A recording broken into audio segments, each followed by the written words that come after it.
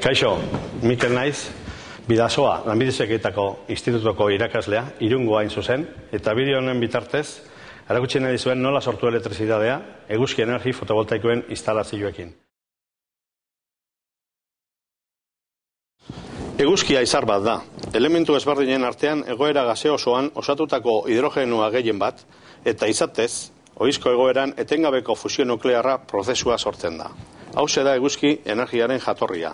Eguzkia ez da beroa bakarrik, baita argia ere, eta argiaren energiaren korpuskulua fotoia dugu. Eguzki energi fotovoltaikoko instalazioetan, efektu fotoelektrikoen bidez, fotoien energia, argia bera izaten da, eta korrente elektrikoan bihurtzen da. Egun oskarbietan, jasotako eguzki energia zuzena 1000 batiometro kuadratukotan estandarizatuta dago. Korrente zuzeneko tentsioa sortzen da zelula fotovoltaikoan. Zelula fotovoltaikoa erdioarele batez osatua dago. Silizioa gehienetan, 30 milimetrotako dezimako xafla, era egokian tratatua efektu fotovoltaikoa sortzeko. Osagai ezberdinetakoak eta teknologia ezberdinekin erekiak izan daitezke. Halare, erabilenak prezio-kalitate erlazioa kontutan harturik, monokristalinoak eta polikristalinoak izaten dira. Baztertu gabe, silizio amorfoa eta konzentraziozko zelulak. Eguzki argiaren erradiazioak zuzenki azpimarratzen du efektu fotovoltaikoa. Hala ere, panel fotovoltaiko batek errendimendu estandarra justu iristen da eguzkiak emandako energia osoaren 120%. Zelula jasaten duen beroak kalte handia eragiten dio efektu fotovoltaikoari. Zelula fotovoltaikoak korrente zuzeneko sorgailu bat bezala funtzionatzen du. Naiz eta sortzen duen tentsioa oso basua izan, 0,6 voltio inguru. Hau dela, eta serian bildu beharko ditugu beste hainbat ezaugarri bereko zelulekin. Modu honetan, eguzki panel fotovoltaiko definitiboa eraikiz. Eguzki panelen arteko seriezko konexioak ere posible dira. Korrente zuzeneko 100 voltioko parke fotovoltaiko erraldoietan erabiltzen diren bezala. Eguzki panelak korrente zuzeneko korrentea sortzen du.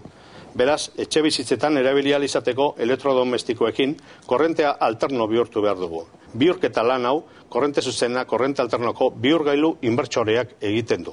Bihurgailu hauek monofasikoak edo trifasikoak izan daitezke, eta elektrizitatearen sorreraren kontrol elektroniko hain esaktua izan dezakete, non sarera txartatzeko energia kontrolatzen duten sortutako energia fotovoltaikoa salmentarako egokituz.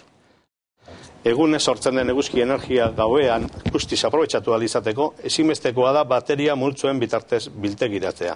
Biltegiratze instalazio hauei, bateriei, instalazio autonomoak deritzaile.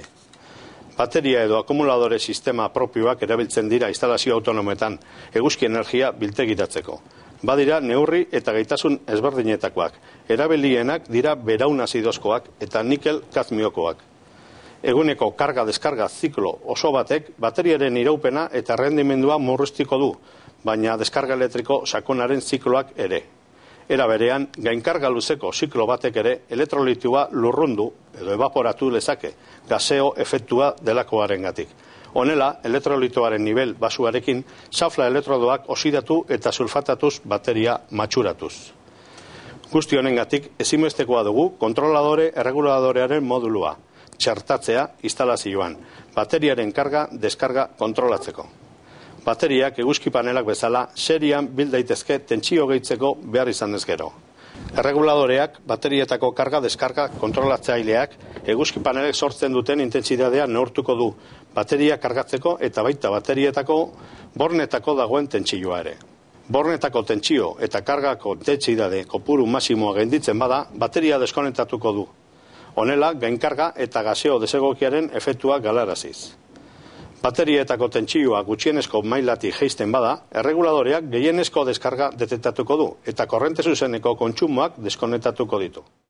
Eraikuntzaren kodigo tekniko berriak, CTE, HE5 oinarrizko dokumentuan, energia elektriko fotovoltaikoko minimoaren ekarpena markatzen du.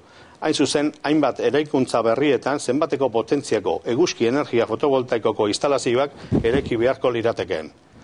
Kontuan hartu beharko dugu instalazio hauek ingurugiroare egindako ekarpena. Izan ere, sortutako kilobatio orduko bakoitzeko 0,4 kilogramo karbono dioxidoa atmosferara ez isuritzea suposatzen baitu. Labur bildu zuek izango lirateke pausu garrantzitsuenak. Eguzkia, efektu fotoelektrikoa. Zelula fotovoltaikoak serian bildu eguzki panela eraikiz. Korronte zuzena korronte alterno bihurtu. Energia bateria multzoen bitartez biltegiratu. Erreguladorea bateriako karga, deskarga, kontrolatzailea erabili. Instalazio hauek inguru giroari egindako ekarpenak.